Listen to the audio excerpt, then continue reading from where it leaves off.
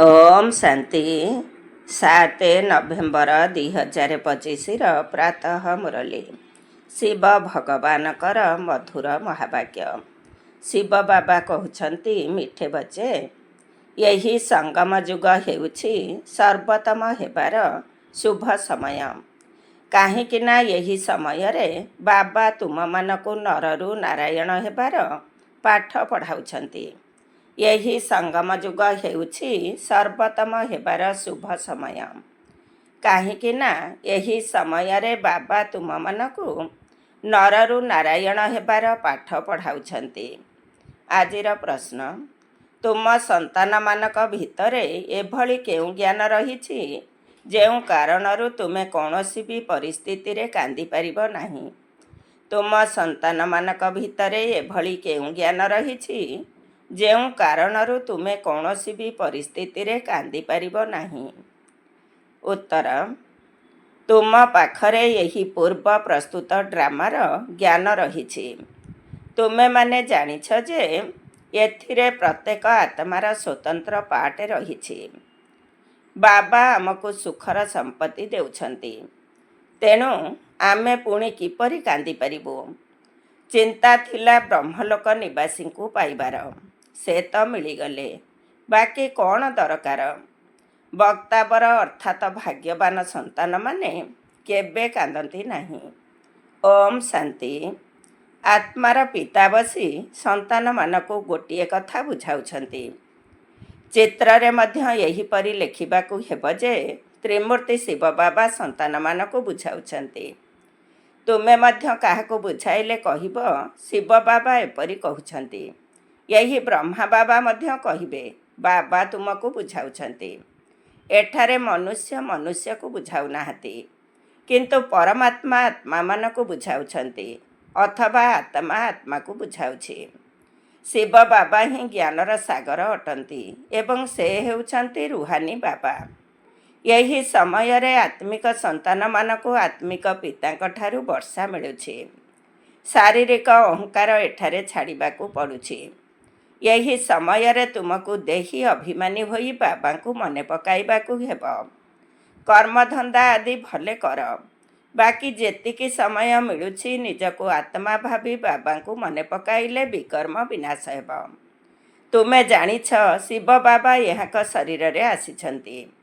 ସେ ସତ୍ୟ ଚୈତନ୍ୟ ଅଟନ୍ତି। ସତଚିତ୍ ଆନନ୍ଦ ସ୍ୱରୂପ କୁହାଯାଏ ନା। ବ୍ରହ୍ମା ବିଷ୍ଣୁ ଶଙ୍କର ଅଥବା କୌଣସି ମନୁଷ୍ୟ ମାତ୍ରର ଏହି ମହିମା ନୁହେଁ। ଶ୍ରେଷ୍ଠରୁ ଶ୍ରେଷ୍ଠ ଭଗବାନ ଜଣେ ହିଁ ଅଟନ୍ତି। ସେ ହେଉଛନ୍ତି ସୁପ୍ରିମ୍ ସୋଲ୍ ଅର୍ଥାତ୍ ପରମାତ୍ମା। ଏହି ଜ୍ଞାନ ମଧ୍ୟ ତୁମକୁ କେବଳ ଏହି ସମୟରେ ହିଁ ମିଳୁଛି, ପୁଣି କେବେ ବି ମିଳିବ ନାହିଁ। ପ୍ରତି 5000 ବର୍ଷରେ ଥରେ ବାବା ଆସୁଛନ୍ତି ତୁମକୁ ଆତ୍ମ ଅଭିମାନୀ କରାଇ ବାବାଙ୍କୁ ମନେ ପକାଇବାର ଶିକ୍ଷା ଦେବା ପାଇଁ, ଯାହାଦ୍ୱାରା ତୁମେ ତମ ପ୍ରଧାନରୁ ଶତ ପ୍ରଧାନ ହେଉଛ। ଶତ ପ୍ରଧାନ ହେବାର ଆଉ କୌଣସି ଉପାୟ ନାହିଁ। ଯଦିଓ ମନୁଷ୍ୟ ଡାକୁଛନ୍ତି, ହେ ପତିତ ପାବନ ଆସ, କିନ୍ତୁ ଅର୍ଥ କିଛି ବୁଝୁନାହାନ୍ତି। ପତିତ ପାବନ ସୀତାରାମ କହିଲେ ମଧ୍ୟ ଠିକ୍ ହେବ। ତୁମେ ସବୁ ସୀତା ଅଥବା ଭକ୍ତିନୀ ଅଟ। ସେ ହେଉଛନ୍ତି ଜଣେ ରାମ ଭଗବାନ। ତୁମ ଭକ୍ତମାନଙ୍କୁ ଭଗବାନଙ୍କ ଦ୍ୱାରା ଫଳ ମିଳିବା ଦରକାର। କିନ୍ତୁ ମୁକ୍ତି ଅଥବା ଜୀବନ ମୁକ୍ତି, ଏହା ହେଉଛି ଫଳ। ମୁକ୍ତି ଜୀବନ ମୁକ୍ତିର ଦାତା ଏକମାତ୍ର ସେହି ବାବା ହିଁ ଅଟନ୍ତି। ଡ୍ରାମାରେ ସର୍ବୋଚ୍ଚ ପାଠଧାରୀ ମଧ୍ୟ ଥାଆନ୍ତି ଏବଂ ନୀଚ ପାଠଧାରୀ ମଧ୍ୟ ଥାଆନ୍ତି। ଏହା ହେଉଛି ବେହଦର ଡ୍ରାମା। ଏହାକୁ ଆଉ କେହି ବୁଝିପାରିବେ ନାହିଁ। ତୁମେମାନେ ବର୍ତ୍ତମାନ ତମ ପ୍ରଧାନ କନିଷ୍ଠରୁ ଶତ ପ୍ରଧାନ ପୁରୁଷୋତ୍ତମ ହେଉଛ। ଶତ ପ୍ରଧାନକୁ ହିଁ ସର୍ବୋତ୍ତମ କୁହାଯାଉଛି। ବର୍ତ୍ତମାନ ତୁମେ ସର୍ବୋତ୍ତମ ନୁହଁ, ବାବା ତୁମକୁ ସର୍ବୋତ୍ତମ କରୁଛନ୍ତି। ଏହି ଡ୍ରାମାର ଚକ୍ର କିପରି ଘୁରୁଛି ଏହାକୁ କେହି ବି ଜାଣିନାହାନ୍ତି। କଳିଯୁଗ ସଙ୍ଗମ ଯୁଗ ପୁଣି ହେଉଛି ସତ୍ୟଯୁଗ। ପୁରୁଣା ଦୁନିଆକୁ ନୂଆ କିଏ କରିବ? ବାବାଙ୍କ ବିନା କେହି କରିପାରିବେ ନାହିଁ। ବାବା ହିଁ ସଙ୍ଗମ ଯୁଗରେ ଆସି ପାଠ ପଢ଼ାଉଛନ୍ତି। ବାବା ନା ସତ୍ୟ ଯୁଗରେ ଆସୁଛନ୍ତି ନା କଳି ଯୁଗରେ ଆସୁଛନ୍ତି। ବାବା କହୁଛନ୍ତି ମୋର ପାର୍ଟ ହିଁ ସଙ୍ଗମରେ ରହିଛି। ସେଥିପାଇଁ ସଙ୍ଗମ ଯୁଗକୁ କଲ୍ୟାଣକାରୀ ଯୁଗ କୁହାଯାଉଛି। ଏହା ହେଉଛି ସଫଳତା ସୂଚକ ବହୁତ ଶ୍ରେଷ୍ଠ ଶୁଭ ସମୟର ଯୁଗ, ଯେତେବେଳେ କି ବାବା ଆସି ତୁମ ସନ୍ତାନମାନଙ୍କୁ ନରରୁ ନାରାୟଣ କରାଉଛନ୍ତି। ମନୁଷ୍ୟ ତ ମନୁଷ୍ୟ ଅଟନ୍ତି, କିନ୍ତୁ ସେମାନେ ଦୈବୀ ଗୁଣଧାରୀ ହୋଇଥାନ୍ତି। ତାହାକୁ ଆଦି ସନାତନ ଦେବୀ ଦେବତା ଧର୍ମ କୁହାଯାଉଛି। ବାବା କହୁଛନ୍ତି ମୁଁ ଏହି ଧର୍ମର ସ୍ଥାପନା କରୁଛି। ଏଥିପାଇଁ ତୁମକୁ ନିଶ୍ଚିତ ପବିତ୍ର ହେବାକୁ ପଡ଼ିବ। ପତିତ ପାବନ ଏକମାତ୍ର ବାବା ହିଁ ଅଟନ୍ତି, ବାକି ସମସ୍ତେ କନ୍ୟା ଭକ୍ତିନୀ ଅଟନ୍ତି। ପତିତ ପାବନ ସୀତାରାମ କହିବା ମଧ୍ୟ ଠିକ୍, କିନ୍ତୁ ପଛରେ ଯେଉଁ ରଘୁପତି ରାଘବ ରାଜାରାମ କହିଦେଉଛନ୍ତି ତାହା ଭୁଲ ହୋଇଯାଉଛି। ମନୁଷ୍ୟ ବିନା ଅର୍ଥରେ ଯାହା ଆସୁଛି ତାହା କହିଦେଉଛନ୍ତି, ଜପ କରିବାରେ ଲାଗିଯାଉଛନ୍ତି। ତୁମେ ଜାଣିଛ ଚନ୍ଦ୍ରବଂଶୀ ଧର୍ମର ମଧ୍ୟ ଏବେ ସ୍ଥାପନ ହେଉଛି। ବାବା ଆସି ବ୍ରାହ୍ମଣ କୂଳ ସ୍ଥାପନା କରୁଛନ୍ତି। ଏହାକୁ ରାଜବଂଶ କୁହାଯିବ ନାହିଁ। ଏହା ଏକ ପରିବାର ଅଟେ।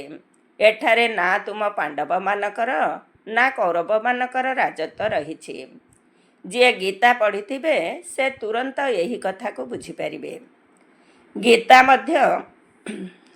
ଏହା ମଧ୍ୟ ଗୀତା ଅଟେ। ଏହାକୁ କିଏ ଶୁଣାଉଛନ୍ତି? ଭଗବାନ। ତୁମକୁ ପ୍ରଥମେ ଏହା ବୁଝାଇବାକୁ ହେବ ଯେ ଗୀତାର ଭଗବାନ କିଏ। ସେମାନେ କହୁଛନ୍ତି ଶ୍ରୀକୃଷ୍ଣ ଭଗବାନ ଉବାଚ। ବାସ୍ତବରେ ଶ୍ରୀକୃଷ୍ଣ ତ ସତ୍ୟ ଯୁଗରେ ରହିବେ। ତାଙ୍କ ଭିତରେ ଥିବା ଆତ୍ମା ଅବିନାଶୀ ଅଟେ। ଶରୀରର ହିଁ ନାମ ବଦଳିଥାଏ, ଆତ୍ମାର ନାମ କେବେ ବଦଳୁ ନାହିଁ। ଶ୍ରୀକୃଷ୍ଣଙ୍କ ଆତ୍ମାର ଶରୀର ସତ୍ୟ ଯୁଗରେ ହିଁ ରହିବ। ପ୍ରଥମ ନମ୍ବରରେ ସେ ହିଁ ଯାଉଛନ୍ତି। ଲକ୍ଷ୍ମୀ ନାରାୟଣ ନମ୍ବର 1, ପୁଣି ସେକେଣ୍ଡ ଥାର୍ଡ଼ ହେଉଛନ୍ତି। ତେଣୁ ସେମାନଙ୍କର ନମ୍ବର ମଧ୍ୟ ଏତେ କମ୍ ରହିଥିବ। ଏଠାରେ ମାଳା ତିଆରି ହେଉଛି ନା? ବାବା ବୁଝାଉଛନ୍ତି ରୁଣ୍ଡମାଳା ବି ରହିଛି ଏବଂ ରୁଦ୍ରମାଳା ବି ମଧ୍ୟ ରହିଛି। ବିଷ୍ଣୁଙ୍କ ଗଳାରେ ରୁଣ୍ଡମାଳା ଦେଖାଇଥାନ୍ତି। ତୁମେ ସନ୍ତାନମାନେ କ୍ରମାନ୍ୱୟରେ ବିଷ୍ଣୁପୁରୀର ମାଲିକ ହେଉଛ। ତେଣୁ ତୁମେ ଯେପରି ବିଷ୍ଣୁଙ୍କ ଗଳାର ହାର ହେଉଛ। ପ୍ରଥମେ ଶିବଙ୍କ ଗଳାର ହାର ହେଉଛ, ତାକୁ ରୁଦ୍ରମାଳା କୁହାଯାଉଛି, ଯାହାକୁ ମନୁଷ୍ୟମାନେ ଜପିଥାନ୍ତି। ମାଳା ପୂଜା କରାଯାଏ ନାହିଁ, ସ୍ମରଣ କରାଯାଏ। ବିଷ୍ଣୁପୁରୀର ରାଜଧାନୀକୁ ଯେଉଁମାନେ କ୍ରମାନ୍ୱୟରେ ଯାଇଥାନ୍ତି ସେହିମାନେ ହିଁ ମାଳାର ଦାନା ହୋଇଥାନ୍ତି। ମାଳାରେ ସର୍ବପ୍ରଥମେ ଫୁଲ ଥାଏ, ତାପରେ ଯୁଗଳ ଦାନା ରହିଥାଏ।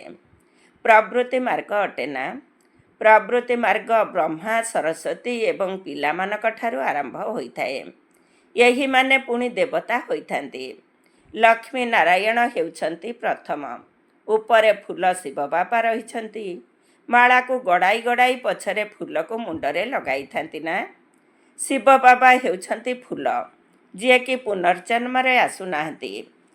ବ୍ରହ୍ମାଙ୍କ ଶରୀରରେ ପ୍ରବେଶ କରିଥାନ୍ତି। ସେ ହିଁ ତୁମମାନଙ୍କୁ ବୁଝାଉଛନ୍ତି। ବ୍ରହ୍ମାଙ୍କର ଆତ୍ମା ତ ତାଙ୍କର ନିଜସ୍ୱ ଅଟେ। ସେ ନିଜର ଶରୀର ନିର୍ବାହ କରୁଛନ୍ତି। ତାଙ୍କର କାମ ହେଉଛି କେବଳ ଜ୍ଞାନ ଦେବା। ଯେପରି କାହାର ସ୍ତ୍ରୀ ଅଥବା ବାପା ମରିଗଲେ ତାଙ୍କର ଆତ୍ମାକୁ ବ୍ରାହ୍ମଣର ଶରୀରରେ ଡାକିଥାନ୍ତି। ଆଗରୁ ଆସୁଥିଲେ, ଏବେ ସେ କୌଣସି ଶରୀର ତ୍ୟାଗ କରି ତ ଆସୁନାହାନ୍ତି। ଏହା ଡ୍ରାମାରେ ପୂର୍ବରୁ ହିଁ ନିର୍ଦ୍ଧାର୍ଯ୍ୟ ହୋଇ ରହିଛି। ଏସବୁ ଭକ୍ତିମାର୍ଗ ଅଟେ।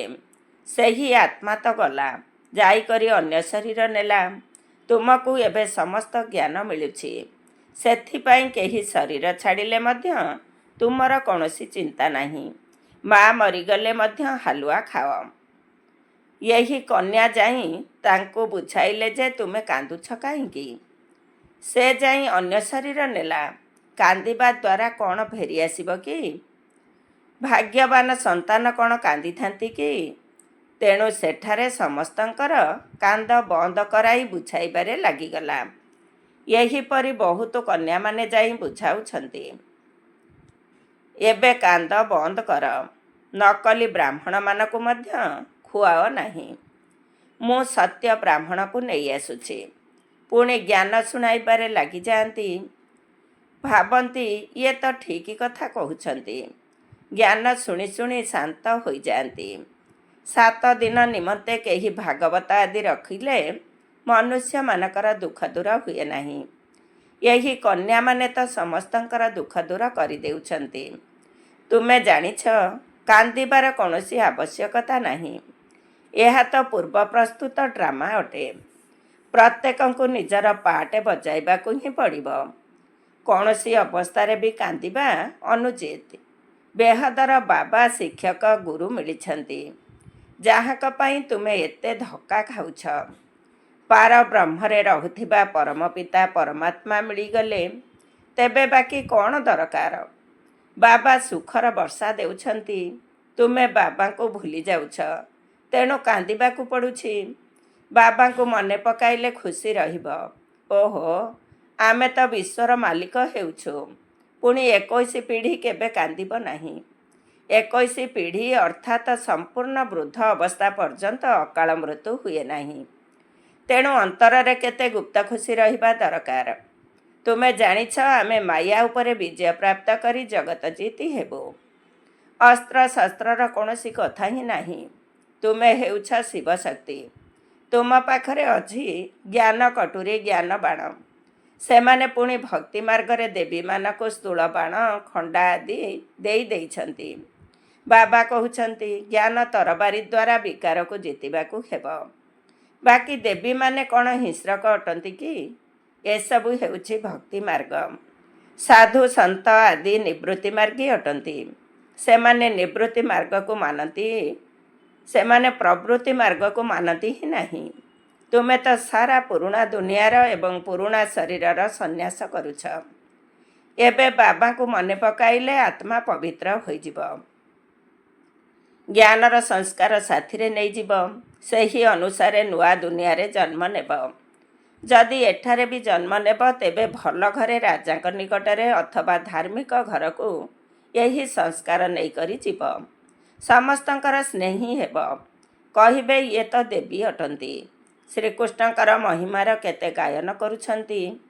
ବାଲ୍ୟାବସ୍ଥାରେ ଦେଖାଇଥାନ୍ତି, ଲହୁଣୀ ଚୋରାଇଲେ, ମାଠିଆ ଭାଙ୍ଗିଲେ, ଏପରି କଲେ। କେତେ କଳଙ୍କ ଲଗାଇ ଦେଇଛନ୍ତି। ଆଚ୍ଛା, ପୁଣି ଶ୍ରୀକୃଷ୍ଣଙ୍କୁ ଶ୍ୟାମଳ କାହିଁକି କରିଦେଇଛନ୍ତି? ସେଠାରେ ତ ଶ୍ରୀକୃଷ୍ଣ ଗୋରା ହେବେ ନା। ଖାଲି ଶରୀର ଏବଂ ନାମ ବଦଳି ଚାଲିବ। ଶ୍ରୀକୃଷ୍ଣ ତ ସତ୍ୟଯୁଗର ପ୍ରଥମ ରାଜକୁମାର ଥିଲେ। ତାଙ୍କୁ କାହିଁକି ଶ୍ୟାମଳ କରିଦେଇଛନ୍ତି? କେବେ ହେଲେ କେହି କହିପାରିବେ ନାହିଁ। ସେଠାରେ ସାପ ଆଦି ରହିବ ନାହିଁ, ଯିଏକି କଳା କରିଦେବ। ଏଠାରେ ବିକାର ରୂପକ ବିଷ ଚଢ଼ିଗଲେ କଳା ହୋଇଯାଉଛନ୍ତି। ସେଠାରେ ଏପରି କଥା ହୋଇପାରିବ ନାହିଁ। ତୁମେ ଏବେ ଦୈବୀ ସମ୍ପ୍ରଦାୟର ହେବାକୁ ଯାଉଛ। ଏହି ବ୍ରାହ୍ମଣ ସମ୍ପ୍ରଦାୟ ବିଷୟରେ କାହାକୁ ହେଲେ ଜଣା ନାହିଁ। ପ୍ରଥମେ ବାବା ବ୍ରହ୍ମାଙ୍କ ଦ୍ୱାରା ବ୍ରାହ୍ମଣମାନଙ୍କୁ ପୋଷ୍ୟ କରୁଛନ୍ତି। ପ୍ରଜାପିତା ଅଟନ୍ତି, ତେଣୁ ତାଙ୍କର ପ୍ରଜା ମଧ୍ୟ ଢେର ହେବେ। ବ୍ରହ୍ମାଙ୍କର କନ୍ୟା ସରସ୍ୱତୀଙ୍କୁ କୁହାଯାଏ, ସ୍ତ୍ରୀ ତ ନୁହନ୍ତି। ଏକଥା କାହାକୁ ହେଲେ ଜଣା ନାହିଁ। ପ୍ରଜାପିତା ବ୍ରହ୍ମାଙ୍କର ତ ମୁଖବଂଶାବଳୀ ଅଟନ୍ତି। ସ୍ତ୍ରୀର କଥା ହିଁ ନାହିଁ। ଏହାଙ୍କ ଶରୀରରେ ବାବା ପ୍ରବେଶ କରି କହୁଛନ୍ତି, ତୁମେ ମୋର ସନ୍ତାନ ଅଟ। ମୁଁ ୟାଙ୍କର ନାମ ବ୍ରହ୍ମା ରଖିଛି। ଯେଉଁମାନେ ବି ସନ୍ତାନ ହୋଇଛନ୍ତି ସମସ୍ତଙ୍କର ନାମ ବଦଳାଇଛି। ତୁମେ ସନ୍ତାନମାନେ ଏବେ ମାୟା ଉପରେ ବିଜୟ ପ୍ରାପ୍ତ କରୁଛ। ଏହାକୁ କୁହାଯାଉଛି ହାରିବା ଏବଂ ଜିତିବାର ଖେଳ। ବାବା କେତେ ଶସ୍ତା ସୌଦା କରାଉଛନ୍ତି, ତଥାପି ବି ମାୟା ହରାଇ ଦେଉଛି। ତେଣୁ ବାବାଙ୍କ ହାତ ଛାଡ଼ି ପଳାଇ ଯାଉଛନ୍ତି। 5 ବିକାର ରୂପୀ ମାୟା ହରାଇ ଦେଉଛି। ଯାହାଙ୍କ ଭିତରେ 5 ବିକାର ଥାଏ, ସେହିମାନଙ୍କୁ ହିଁ ଆସୁରୀ ସମ୍ପ୍ରଦାୟ ବୋଲି କୁହାଯାଏ। ମନ୍ଦିରରେ ଦେବୀମାନଙ୍କ ଆଗରେ ଯାଇ ମହିମା ଗାନ କରିଥାନ୍ତି, ଆପଣ ସର୍ବଗୁଣ ସମ୍ପନ୍ନ। ବାବା ତୁମ ସନ୍ତାନମାନଙ୍କୁ ବୁଝାଉଛନ୍ତି, ତୁମେ ହିଁ ପୂଜ୍ୟ ଦେବତା ଥିଲ, ପୁଣି 63 ଜନ୍ମ ପୂଜାରୀ ହେଲ। ଏବେ ପୁଣି ପୂଜ୍ୟ ହେଉଛ। ବାବା ପୂଜ୍ୟ କରାଉଛନ୍ତି, ରାବଣ ପୂଜାରୀ କରାଉଛି। ଏହି କଥା କୌଣସି ଶାସ୍ତ୍ରରେ ନାହିଁ। ବାବା କୌଣସି ଶାସ୍ତ୍ର ପଢ଼ି ନାହାନ୍ତି। ସେ ତ ହେଉଛନ୍ତି ଜ୍ଞାନର ସାଗର। ୱାର୍ଲଡ ଅଲମାଇଟି ଅଥରିଟି ଅଟନ୍ତି। ଅଲମାଇଟି ଅର୍ଥାତ୍ ସର୍ବଶକ୍ତିମାନ। ବାବା କହୁଛନ୍ତି, ମୁଁ ସମସ୍ତ ବେଦଶାସ୍ତ୍ର ଆଦିକୁ ଜାଣିଛି। ଏସବୁ ହେଉଛି ଭକ୍ତି ମାର୍ଗର ସାମଗ୍ରୀ। ମୁଁ ଏସବୁ କଥାକୁ ଜାଣିଛି। ଦ୍ୱାପରରୁ ହିଁ ତୁମେ ପୂଜାରୀ ହେଉଛ। ସତ୍ୟଯୁଗ ତ୍ରେତା ଯୁଗରେ ତ ପୂଜା ହେଉନାହିଁ। ତାହା ହେଉଛି ପୂଜ୍ୟ କୂଳ। ତାପରେ ପୁଣି ପୂଜାରୀ କୂଳ ହେଉଛି। ବର୍ତ୍ତମାନ ସମୟରେ ସମସ୍ତେ ପୂଜାରୀ ଅଟନ୍ତି। ଏ କଥା କାହାକୁ ଜଣା ନାହିଁ। ବାବା ହିଁ ଆସି 84 ଜନ୍ମର କାହାଣୀ ବତାଉଛନ୍ତି। ପୂଜ୍ୟ ପୂଜାରୀ ଏହି ସାରା ଖେଳ ତୁମ ଉପରେ ହିଁ ଆଧାରିତ। ହିନ୍ଦୁ ଧର୍ମ କହିଦେଉଛନ୍ତି ନା। ବାସ୍ତବରେ ତ ଭାରତରେ ଆଦି ସନାତନ ଦେବୀ ଦେବତା ଧର୍ମ ଥିଲା, ହିନ୍ଦୁ ନୁହେଁ। କେତେ କଥା ବୁଝାଇବାକୁ ପଡ଼ୁଛି।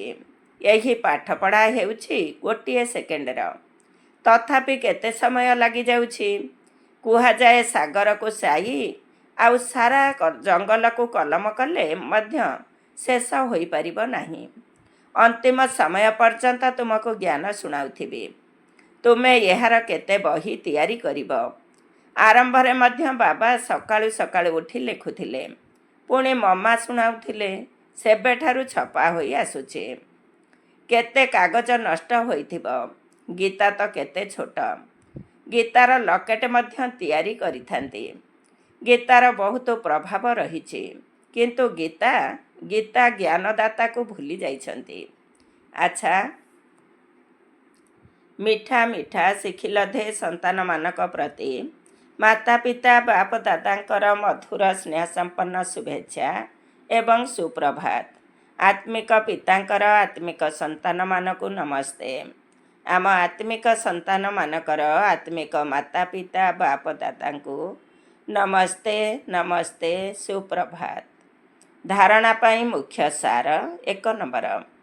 ଜ୍ଞାନର ତରବାରୀ ଦ୍ୱାରା ବିକାର ଉପରେ ବିଜୟ ପ୍ରାପ୍ତ କରିବାକୁ ହେବ। ଜ୍ଞାନର ସଂସ୍କାର ନିଜ ଭିତରେ ଭରିବାକୁ ହେବ। ପୁରୁଣା ଦୁନିଆ ଏବଂ ପୁରୁଣା ଶରୀରର ସନ୍ନ୍ୟାସ କରିବାକୁ ହେବ। 2 ନମ୍ବର। ଭାଗ୍ୟବାନ ହେବାର ଖୁସିରେ ରହିବାକୁ ହେବ। କୌଣସି ବି କଥାର ଚିନ୍ତା କରିବାର ନାହିଁ। ଯଦି କେହି ଶରୀର ଛାଡ଼ି ଦିଅନ୍ତି, ତେବେ ବି ଦୁଃଖର ଲୁହ ଗଡ଼ାଇବାର ନାହିଁ। ଆଜିର ବରଦାନ। ନିୟନ୍ତ୍ରଣ କରିବାର ଶକ୍ତି ଦ୍ୱାରା ଗୋଟିଏ ସେକେଣ୍ଡର ପରୀକ୍ଷାରେ ଉତ୍ତୀର୍ଣ୍ଣ ହେଉଥିବା ପାସ୍ ୱିଥ୍ ଅନର ହୁଅ। ନିୟନ୍ତ୍ରଣ କରିବାର ଶକ୍ତି ଦ୍ୱାରା ଗୋଟିଏ ସେକେଣ୍ଡର ପରୀକ୍ଷାରେ ଉତ୍ତୀର୍ଣ୍ଣ ହେଉଥିବା ପାସ୍ ୱିଥ୍ ଅନର ହୁଅ। ଡିଟେଲ୍ସ। ଏବେ ଏବେ ଶରୀରକୁ ଆସିବା ଏବଂ ଏବେ ଏବେ ଶରୀରଠାରୁ ନିଆରା ହୋଇ ଅବ୍ୟକ୍ତ ସ୍ଥିତିରେ ସ୍ଥିତ ହୋଇଯିବା। ଯେତେ ଯେତେ ଦୁନିଆରେ ବିଶୃଙ୍ଖଳା ବଢ଼ି ଚାଲିଥିବ, ସେହି ଅନୁସାରେ ନିଜର ସ୍ଥିତି ଅତି ଶାନ୍ତ ରହୁଥିବ। ସେଥିପାଇଁ ଏକତ୍ରୀକରଣର ଶକ୍ତି ଦରକାର। ଗୋଟିଏ ସେକେଣ୍ଡ ଭିତରେ ବିସ୍ତାରରୁ ସାର ସ୍ୱରୂପ ସ୍ଥିତିକୁ ଯାଇପାରୁଥିବ ଏବଂ ଗୋଟିଏ ସେକେଣ୍ଡ ଭିତରେ ସାରରୁ ବିସ୍ତାରକୁ ଆସିଯାଉଥିବ। ଏହିଭଳି ନିୟନ୍ତ୍ରଣ କରିବାର ଶକ୍ତି ସମ୍ପନ୍ନ ଆତ୍ମାମାନେ ହିଁ ବିଶ୍ୱକୁ ନିୟନ୍ତ୍ରଣ କରିପାରିବେ ଏବଂ ଏହି ଅଭ୍ୟାସ ଅନ୍ତିମ ସମୟର ଗୋଟିଏ ସେକେଣ୍ଡର ପରୀକ୍ଷାରେ ପାସ୍ ୱିଥ୍ ଅନର ଅର୍ଥାତ୍ ସମ୍ମାନର ସହିତ ଉତ୍ତୀର୍ଣ୍ଣ କରିଦେବ। ଆଜିର ସ୍ଲୋଗାନ। ଯଦି ବାନପ୍ରସ୍ଥ ସ୍ଥିତିର ଅନୁଭବ କରିବ ଏବଂ କରାଇବ, ତେବେ ବାଲ୍ୟ ଚପଳତା ସମାପ୍ତ ହୋଇଯିବ। ଯଦି ବାନପ୍ରସ୍ଥ ସ୍ଥିତିର ଅନୁଭବ କରିବ ଏବଂ କରାଇବ, ତେବେ ବାଲ୍ୟ ଚପଳତା ସମାପ୍ତ ହୋଇଯିବ। ଓମ୍ ଶାନ୍ତି। ଆଜିର ଅବ୍ୟକ୍ତ ଇସାରା। ଅଶରୀରୀ ଅଥବା ବିଦେହୀ ସ୍ଥିତିର ଅଭ୍ୟାସକୁ ବଢ଼ାଅ। ବିଦେହୀ ହେବାରେ ହେ ଅର୍ଜୁନ ହୁଅ। ଅର୍ଜୁନଙ୍କ ବିଶେଷତା ହେଲା ସଦା ସର୍ବଦା ବିନ୍ଦୁ ରୂପର ସ୍ମୃତି ସ୍ୱରୂପ ହୋଇ ବିଜୟୀ ହୋଇଥିଲେ। ଏହିଭଳି ନଷ୍ଟମହା ସ୍ମୃତି ସ୍ୱରୂପ ହେଉଥିବା ଅର୍ଜୁନ ହୁଅ। ସର୍ବଦା ଗୀତା ଜ୍ଞାନ ଶୁଣିବା ଏବଂ ମନନ କରିବା ବାଲା ଅର୍ଜୁନ ହୁଅ। ଏହିଭଳି ବିଦେହୀ ବଞ୍ଚିଥିଲେ ମଧ୍ୟ ସମସ୍ତେ ମୃତ ଅଟନ୍ତି। ଏହିଭଳି ବେହଦର ବୈରାଗ୍ୟ ବୃତ୍ତିବାଲା ଅର୍ଜୁନ ହୁଅ। ଓମ୍ ଶାନ୍ତି।